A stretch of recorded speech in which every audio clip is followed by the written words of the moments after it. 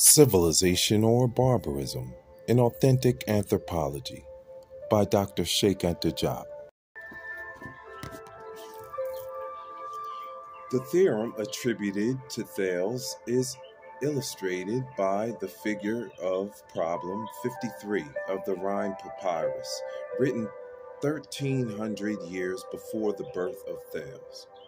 One will notice that the text corresponding to figure 53 has been lost, and that the figure next to it deals with another problem that has nothing to do with this figure, representing three similar triangles with the same apex and their parallel bases.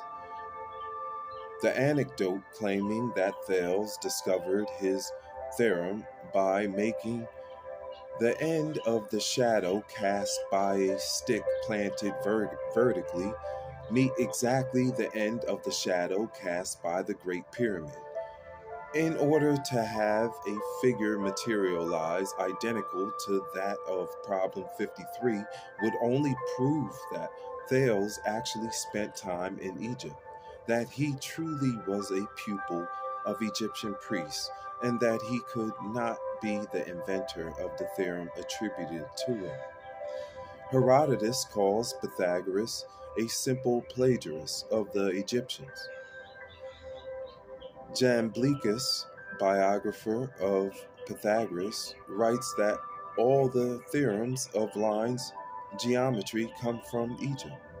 According to Proclus, Thales was the first Greek pupil of the Egyptians, and that after his return he introduced science in Greece, particularly geometry.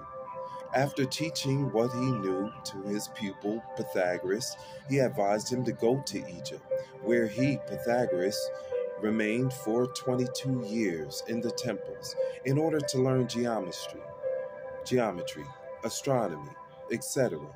Jamblichus' Life of Pythagoras.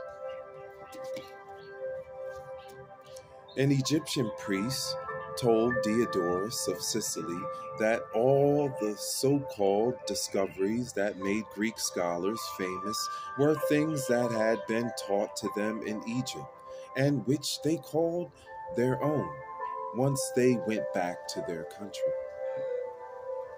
Plato, in the Phaedrus, has Socrates say that he learned that the god Thoth was the inventor of arithmetic, calculus, geometry, and astronomy.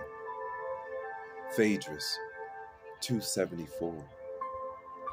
Aristotle, who greatly profited from the plundering of the libraries of the Egyptian temples, acknowledges the essentially theoretical and speculative character of the Egyptian science and tries to explain its emergence not by land surveying, but by the fact that the Egyptian priests were free from material preoccupations and had all of the time necessary to deepen theoretical thought.